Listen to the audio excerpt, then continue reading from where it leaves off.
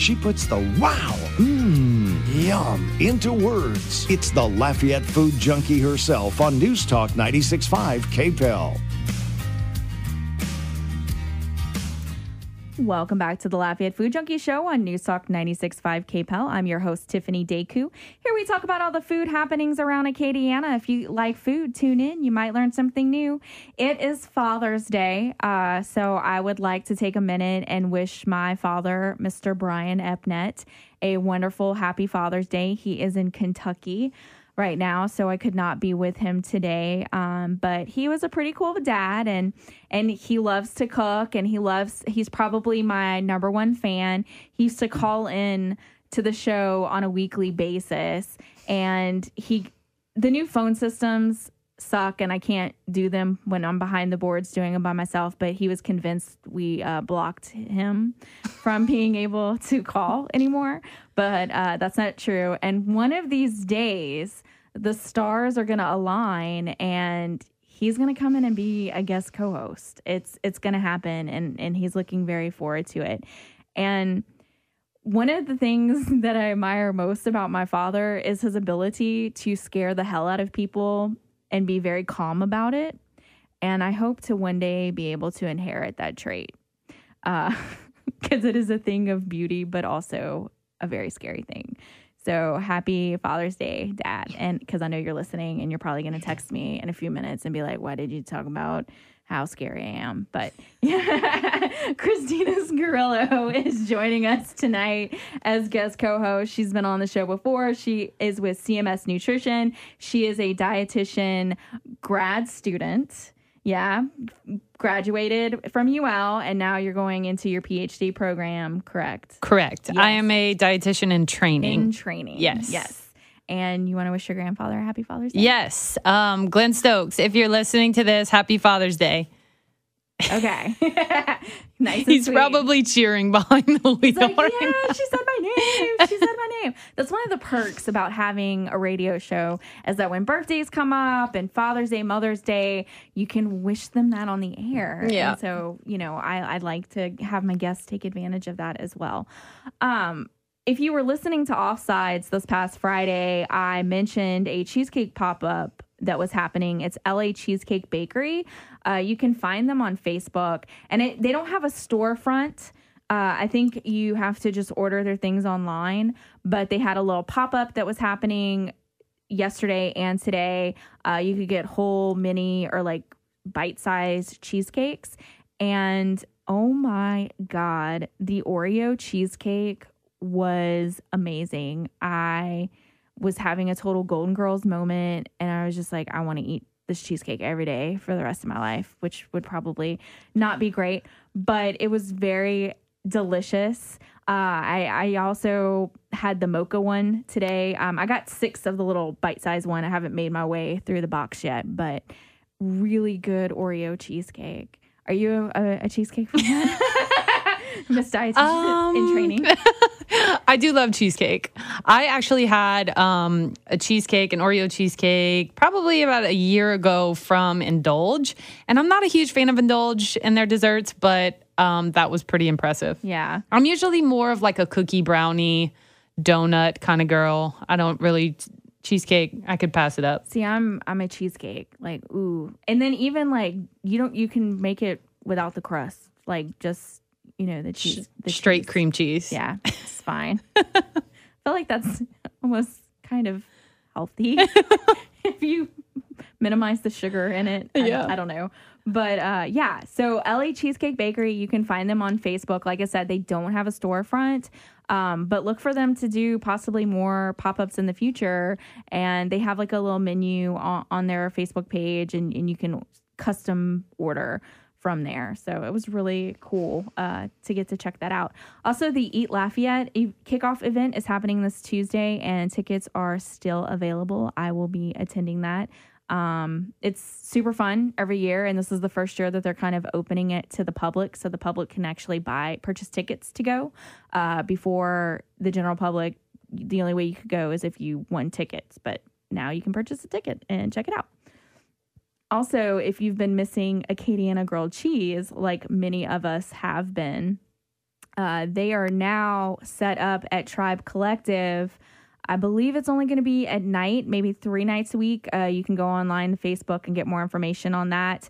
But they have a menu. They're doing their grilled cheeses on the gluten-free bread, and the Boudin Wrangler is there. So if you've missed them, go and check it out. Have you had? No. No, but the last show that I came on, you rejoiced about that grilled cheese. Was it really? Yes. Yeah. Okay. So that's really dear to your heart. It is. I'll work with Mel with some things, so I'll have to check it out. Yeah. So the gluten-free bread is new, and I will say it is a little different texture-wise than the regular sandwiches were. But I know that they were like working on trying to get it better for with the grilled cheese sandwiches. But I mean, I like that option is available, too. And I mean, texturally, it is a little different, but it was still good. And yeah, go check it out. Okay. Yeah. I will. If they add like tomato soup, actually, Tribe should do that. They should let them do the grilled cheeses, and then they should make a rotating soup. I hope Mel is listening. If not, I will relay this to her. Yeah, this is a good idea. Mel, if you're listening, get on it. That we just came up with right now. Also, next Sunday is going to be a recorded show. I will be attending Sunday Supper at Kent House, which is happening in Alexandria. It's from 5 to 8. And there's going to be Hardette Harris. Chef Hardette Harris is going to be the guest chef. She is from my hometown of Minden, Louisiana, and she's also one of the nominees for this year's Small Town Chefs Awards. So you can go and check her out. She's a great chef. I broke down crying in her kitchen because her food just reminded me of my grandmother so much. Inglewood Farms and Mahaffey Farms will be providing the produce for that dinner. So go check it out, and you can come dine with me. And it's in Alexandria, so it's not that far away. But yeah, it's cool. And Mahaffey's out of the Shreveport area, so I feel like my hometown is coming close to where I live now. It's like halfway there in Alexandria, which, since we're talking about Alexandria, I just want to talk about how bad the boudin is there. Real quick. Last weekend, I went to visit my grandmother in Minden, and on the way back, I stopped in Alexandria to get gas, and I originally stopped to get fried chicken at the gas station because I've always wanted to go and I was going to get fried chicken.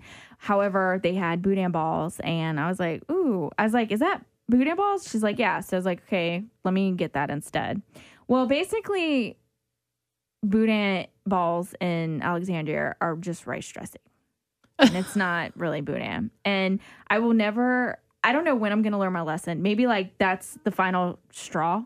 Like, do not buy boudin once you get past like Cottonport area. However, I was told that Quibido's in Alexandria, which is a meat market that they have there, makes good boudin, because that's what I was told by some people that live in the area. But do not get gas station boudin in Alexandria. You will regret it. Note taken. Good to know. Yes. Have you tried or the cauliflower rice boudin that was going around? I didn't even know it? No, ma'am. Okay, so I'm blanking on the name. I'll get it. It's T-Boys. T-Boys and Mamu did a cauliflower rice boudin that was like just blew up the internet a while back, and I had some of it. They had some here at the station, and it was okay. So texture was a little different. It was cold, so I could kind of taste the cauliflower more, but I feel like if it was warmed up, you wouldn't really notice the difference a lot. Now, as far as do I prefer it over regular boudin? No, but I explained it to somebody like, if you're doing low carb and you do the cauliflower crust pizza and it's good, but you still want regular pizza, that's kind of how I felt with that. But I was interested. You're going to have to taste it. Yeah, I need to taste that. Yeah, and don't eat the skin because you can't. You can't. Texture-wise, it's just not happening. Okay. But yeah, it was like blew up the internet and it's kind of like died down. I think like everyone's tried it and they're like, no. I missed that ship. Yeah. Missed it completely. Apparently there is a meat market in Karen Crow that has been doing it. and no one just knew about it. It seems like somebody would have been doing it by now. I mean, cauliflower, I feel like people are going to start putting it in their hair. It's like everywhere. It's the new kale. It's the new kale. Or the new coconut oil. Right. All right. And on that note, we're going to take our first break and we're going to come back with Christina. So come back to us. It's the Lafayette Food Junkie Show on News Talk 96.5 KPEL. And now, the Lafayette Food Junkie Show, served up medium rare every Sunday night. Welcome back to the Lafayette Food Junkie Show on News Talk 96.5 KPEL. I'm your host, Tiffany Deku, and Christina with CMS Nutrition is joining us tonight as guest co-host. She is a nutritionist in training. She's about to go forth for your where are you going for your PhD? I am going to a far land named Oklahoma. That's kind of scary. It is. It's very flat. I can't drive there. I can. I suppose I will get myself there with a car, but it is about 10 hours away, and it is Oklahoma State University. And they don't have a Whole Foods, so you're going to die. Yeah, I know. They don't have a Whole Foods, everyone. For those of you who know me, I'm at Whole Foods debatably 3 times a day. So there is a Whole Foods about 45 minutes away, I think. I'm going to have to figure out. I'm probably going to have to get shipments. I'm going to probably call Amazon and figure that out. But I'm excited. I'm going for my dietetic internship, and I will begin my PhD. Nice. Yeah. Congratulations. Thank you. I think the last time I saw you was at the restaurant. Yes. At the mock restaurant at UL. Do you want to tell us a little bit about that? Sure. Since you're here. Yeah, absolutely. So the Lunch Club, which is a course that all UL dietetic students have to take, and it's essentially a student-run restaurant, and you have a partner. You're assigned a partner in the beginning of the course, and one is front of house manager, one is back of house. So, not front of house, general manager and kitchen manager. We decided, my partner and I, that I would probably be better in the kitchen, and she was in the front. So you probably didn't see me at all that day. I was running the kitchen, and basically, you're in charge of a restaurant for a day. You design your whole menu, costing, profits. You assign all of your employee duties, hours, wages. It's really an intricate process, and you learn a lot. Luckily, I have my hands in a lot of culinary nutrition already, but for a student who's never experienced that, it was a good learning experience for sure. It was delicious. I remember the baklava. We almost had a fail with that baklava. We had to remake it. Oh. We made it at I think it was probably 9 p.m. the night before. And we had never made baklava from scratch in that way. It was the most lengthy process it wasn't my choice on the menu either. So I just kind of had to bite my tongue and do it. But I'm glad it came out good. Nice. Yeah. I think I had pasta and hummus too. Okay. Yeah. It was a Mediterranean themed restaurant. Yeah. It was so much fun. It was. Yeah. I signed up for the email list. So hopefully awesome. They're going to be calling me so I can do some other ones. Okay. So news broke later on in this week. A report came out that coconut oil is bad for you. And it's been all over my social media with my different paleo Whole30 people being really upset about it. And I kind of wanted to touch on it with you a little bit since you were coming on the show tonight. Of course. And you're a big proponent of coconut oil. What your thoughts are on the article. Yeah. So I think it was a bold and aggressive statement. And I think, I don't know how well-rounded it was in research. I think the man, Frank Sachs, I dug into him a little bit. And he is the professor at Harvard in the Department of Nutrition. He specializes in cardiovascular disease. But if you look further into his title, you see government. And they make claims like there's no offsetting favorable effects of coconut oil. So basically what they're claiming is that coconut oil has the tendency to raise LDL cholesterol. But what they didn't note is that simultaneously it will raise LDL cholesterol, which in turn will have favorable effects on the HDL to LDL cholesterol ratio, which may be more important, considering all of the huge components of coconut oil that are present. They argue that saturated fat, which comprises, I think it was 80 to 85% of coconut oil. Well, of course it does. But so do a lot other fats, but we don't eat a bowl of coconut oil for breakfast. So let's hope not. Yeah. I mean, so it's been pretty crazy, but those fats are made up of what's called medium chain triglycerides, which are highly metabolic, very good for your neural health, for neurological health, for hormones, for your gut health. And that doesn't include all of the other components and vitamins and minerals present. So I think these claims are bold and there's government behind it. And if you go in any grocery store these days, and I'm not just talking about a Whole Foods, I'm talking about Walmart's. We talked about that. Crisco even has a coconut oil out. And I think that's because it's a consumer market. So they're keeping up with demand and they're seeing, I think the American public is starting to see that these oils that the article claims we should replace with, which is completely bogus to me. Vegetable oils, those things, we all know that those things are very atherogenic, and it has made me almost emotional to read that article. But about the grocery stores, it's like you walk into and you go down an oil section, and all you see is coconut oils. I mean, they're in eyesight, which that's marketing.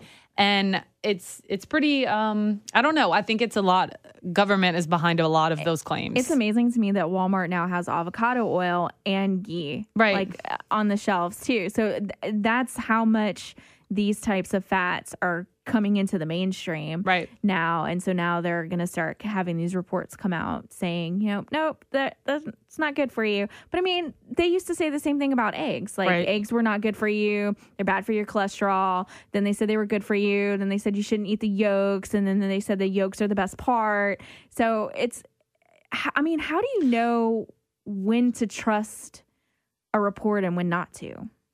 So I think that nutrition is a young science, a very, very young science. And I think that, all of these other sciences and these conventional westernized approaches to research and medicine have been there forever. And they've just grown and developed and evolved over the years. In nutrition, here we are, like this new group of people who are trying to fight this war against right and wrong and yes and no. And I think that we trip and fall and we make errors sometimes, and we maybe overstate something, maybe the bulletproof coffee phase where people are putting this MCT and coconut oil in their coffee is, maybe cool it on that. But cooking some broccoli in coconut oil is so good for you. And there's research behind that. So I think noticing, that nutrition is young and it evolves and that things change, and, never to go into something with an extreme, just eat a whole diet. And these foods like eggs and coconut oil and grass-fed butters and, sweet potatoes and vegetables, that they're as nature intended. They're real, wholesome, natural foods. Eat them, enjoy them, and I guess be attentive to the research and know how to look into it and know what you're reading and how to decipher the many, many different codes and people that could be behind those things, imparting a big bias. So the other news that came out this week, which I was like, oh, this is perfect since she's coming on the show. Amazon buys Whole Foods. So how do you feel about this? I got so many, the little meme where it's like, hey, can you go, or what's the little... I know what you're talking about. It's like the little Cody, thing that is that it? I don't think it's Cody. I think it's something Alexa. Alexa. Yeah. There's a meme and it says, Alexa, go buy me something from Whole Foods. And Alexa comes back and she says, I bought Whole Foods. I know. They've been collecting all the memes. Yeah. And then I saw, somebody that works at Whole Foods is in my Facebook friends, and somebody messaged him and asked if he gets a free Amazon Prime membership now. That's so funny. Which I thought was hilarious. But there's been a lot of comedy that has been coming out of it. I'm wondering what it means for the company and what is going to change with how the company stands. Like if they're going to change things. Right. The thing with me is that I saw this viral video that was like the future of grocery stores. And it was basically these robots and drones and little machines doing everything, like humans and cashiers and all these people are going to become completely obsolete soon. So I don't know, but from word that I've heard is Whole Foods isn't going to change much internally right now. I think they're going to keep the same. I think the CEO is still, a part of the operation. I just don't think, he has ownership in that way. But I don't know. I hope that the quality and the mission and value doesn't change because I love that about Whole Foods. But I'm pretty sucked in at this point. So I would probably I would maybe become an Amazon Prime member. I don't know. I'm wondering if this is their way to compete with Thrive Market, which is like an online grocery store kind of thing. And this is their way to kind of compete with that and counter market. Yeah. I think I'm not a member of Thrive Market, but from what I hear, it's basically Whole Foods online with, less expensive prices. Yeah. It was super cheap, but you have to pay like a monthly fee to be a member of it. So I was kind of like, no. It's not like Costco, like a yearly fee. Yeah. Right? You pay like a monthly. And I mean, it's negligible, but I mean, yes, it's cheaper, but does it come out to the same price when you're paying this monthly membership? Right. And the convenience of having it, right away. But I don't know. I think the prices will definitely decrease, which might be good. A good thing. Yeah. I think from what I hear internally, it's a good thing for Whole Foods, from what I know. But I'm just going to sit back and speculate and watch it unfold. All right. We're going to take another break. And when we come back, we have more with Christina. So come back to us. It's Lafayette Food Junkie Show on News Talk 96.5 KPEL. The best tasting radio show in all of South Louisiana. It's the Lafayette Food Junkie Show on News Talk 96.5 KPEL. Welcome back to the Lafayette Food Junkie Show on News Talk 96.5 KPEL. I'm your host, Tiffany Deku, and we've been talking with Christina with CMS Nutrition. We had a caller at the beginning of the last comeback from commercial, and I'm behind the board, so no one can answer the phone. So if you have a question for us, we'd be more than happy to answer it for you. All you have to do is email Lafayette Food Junkie, and it's JUNKIE @gmail.com, and we can read your question there, and we can address it on air for you that way. But thanks for calling in, and thanks for listening. So in January, I did Whole30. And I also recently started a round of fasting, and I feel like I have you on speed dial because I felt like I asked you so many questions. Like, mainly, did Whole Foods have these items? Because I feel like you know the stock there so well. When I did Whole30, which was a great experience. I'm not going to lie. I was like super depressed towards the end. And it was just a lot of work because you have to cook almost every single one of your meals. So meal prep was very important, but I'm glad that I did it. And it did change the way that I eat. We were discussing before the show that I did change some of my eating habits. But what do you like and don't like necessarily about Whole30? I think Whole30 is a little extreme for, a beginner, someone who, maybe is coming from habits that aren't that great surrounding nutrition and, maybe doesn't have a good idea about what they should be eating and what makes them feel good. I think it could be a little extreme in the sense of, it eliminates all sweeteners as, honey and maple syrup. Right. Not that I think those things should be eaten every day by any means, but, my sister, for example, called me one day and they were making this recipe that had incredible ingredients and it had, I think, a tablespoon of honey, and she didn't want to do it. And I'm like, that's okay. It's about the principle here is creating good habits that are lasting. And what are the odds that you might create a recipe later that has a little bit of honey in it? Probably pretty large. So it's okay. But I think Whole30 and I think fasting and I think a lot of, a big reason why I switched my name from Primitive Paleo to CMS Nutrition occurs in that arena, because I think it still is the same principle. It's encouraging a diet mentality with weight loss and body composition and health. And I don't think that's the way that, we should approach food. I think it's a holistic lifestyle And I think that Whole30 has some good, it should serve maybe as a template for you to create your own personal approach to what foods make you feel good and what you enjoy, and keeping in mind, the foods that give you the most nutrition for your bite. And I think Whole30 does a great job with that. It emphasizes, high quality nutrition as opposed to other diet programs or, detox programs. But I do like the exclusion of wheat and gluten and,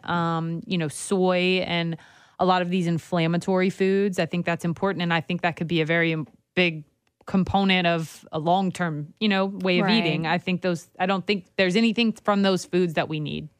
So, and I think fasting periodically is good for our health, but I don't think that it should become a neurotic habit and that it's something we should do every week, or, we should just listen to our bodies. And if we, want to do a fast on a Sunday because we feel like we need to, then okay.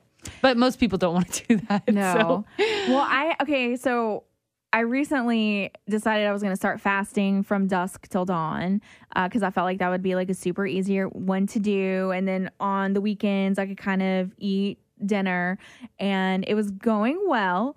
And then about halfway through it, and I had other things going on in my personal life, but I started having super bad anxiety in the middle of the night, and I could not sleep.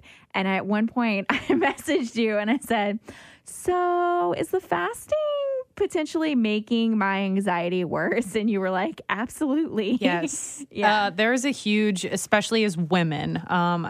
This topic is there's so many components. Yeah.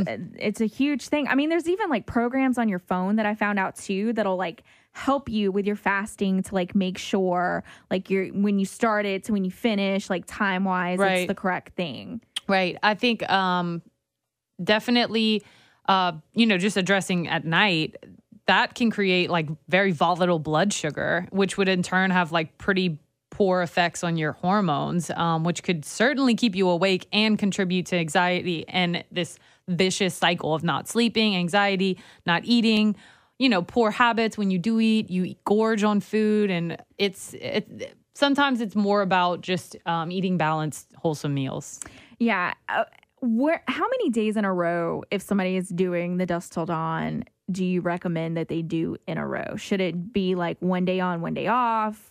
What do you recommend? I think it all depends. Because I was up to 5 days. That's pretty intense. Yeah. I think if you're going to implement some sort of fasting protocol, I think it depends on your lifestyle. It depends on how active you are. Certainly, if you're working out 5 to 6 days a week, doing a CrossFit workout, I may not even say to fast at all. No, that would not be a good idea. And that was the thing too. It's like I felt like I could not work out, right? Because I was like, well, if I work out, I'm gonna need to eat. So it's very limiting. You have to have a very specific lifestyle built for that. And I don't mean that it's difficult to prepare foods or whatever it is. It's just biologically and physically very taxing. So I think if it were just the average healthy individual who has an active lifestyle and, has some good eating habits prior, I think maybe once a week. And I think after that, they should just listen and let, their body, if they're hungry at night, certainly don't ignore that. Because blood sugar problems can happen and a lot of hormonal issues, and those just aren't worth it. Yeah. I finally got past it and it was good. And I noticed like I wasn't eating as much at the other meals, when it was happening. But I do feel like because I was doing it on the weekend, I was like, well, I can eat this ice cream because, I didn't eat all week. And so, that kind of like counters it that way. But I had grown accustomed to liking the convenience of it and that I didn't have to eat. And I was also saving money. So I was like, okay, these are good things, but maybe 5 days in a row is a little too much. Now, the other question was going to be, so if you do 5 days in a row, would there come a point where you need to like kind of start over and just to kind of trick the body? Meaning just like have a refeed, like a reset? Yes. Definitely. Okay. So there are several hormones involved, like insulin, ghrelin, leptin. Those are all really important with our hunger and our satiety and regulating certain processes. And with a refeed or a reset, your body gets this signal that, hey, I'm not dying, I'm not starving, everything's okay. It kind of reprograms and sets you up to good to go. So a lot of people do that. They do this cyclical fasting or low carb or, intermittent fasting protocols, which I don't think is, very valuable long term at all. But if you are implementing something like that short term, you definitely don't want to go 2 to 3 months fasting and never have had a refeed or a reset or something, some high caloric meal or carbohydrate meal with a lot of nutrition. Now, don't reset that whole process with a burger and fries from the worst, from the which greasiest. Is what I did after Whole30.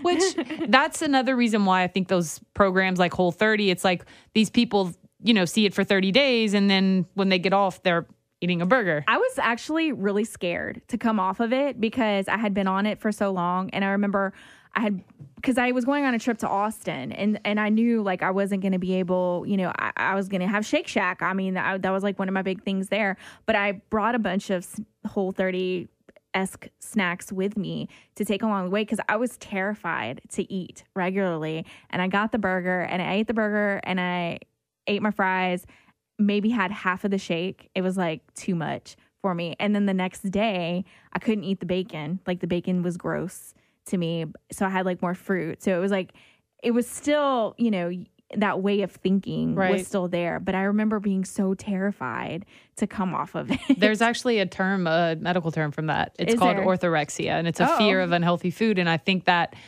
some of those ways of eating kind of promote that especially for young women. So I do not usually encourage those sorts of things because it's like, oh, wait, this food is bad and unhealthy and all these poor negative words around it. And it's not one way or the other. It's teaching wrong habits. So I don't blame you.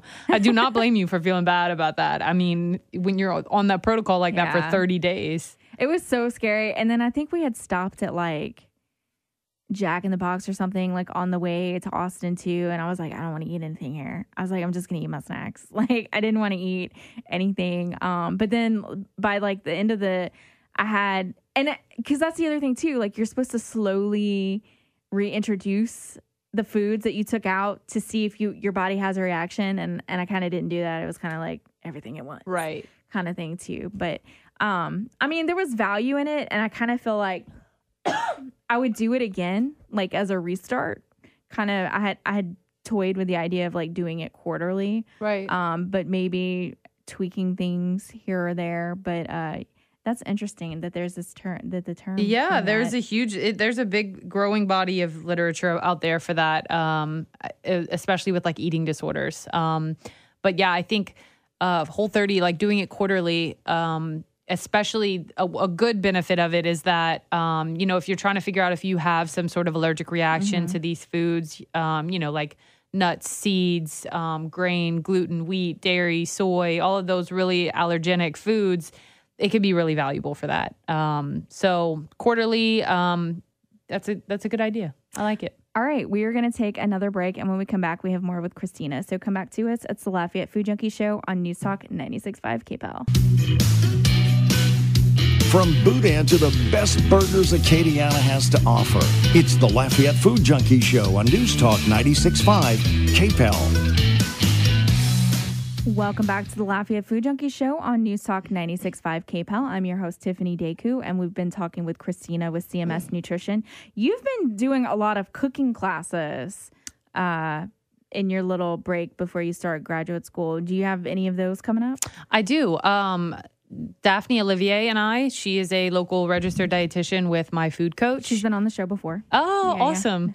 Yeah. She and I have kind of collaborated with doing these series, and we are actually planning our next. So it'll be in July, and we're looking at doing a girls' night out class is going to be one of the classes, which I think will be really fun. We're going to do like kind of tapa style appetizers, and I think we are going to do like one pot dinners class, and we're not sure. Favorite. Yes. I think a lot of people's favorite. Yeah. But I will definitely, the events tab on my site will have all of those updates very soon with all that. So since you've been on the show too, your website has launched. So give people the URL for that so they can Yeah, go and so check it my out. website is ChristinaSciarrillo.com. So my last name is Sciarrillo. That's ridiculous to spell. Maybe one day my last name will be a lot easier, but it's just my full name.com. And it has everything from my recipes, my blog post, published articles, features, the books I read, where I learn, and a little bit of my ranting along the way. So you had some followers that had emailed you some questions, and you want to kind of address them on the show. Yeah. So I had a question about the research that we did with the breast cancer study and the ketogenic diet, and they were just asking how the ketogenic diet is an effective treatment for various cancers. And in short terms, the theory behind it is there was a scientist a long time ago. His name was Otto Warburg, and he proposed that cancer was indeed not a genetic disease and was a metabolic disease, so that cancer, instead of respiring, it fermented glucose in the presence of oxygen, which is a defect of mitochondria. And so what that means is that glucose came into the cell and went through glycolysis, and instead of going through the aerobic pathway that is natural of the cell, it didn't, and it went through a different pathway and produced a lot of lactic acid that builds up in a cell.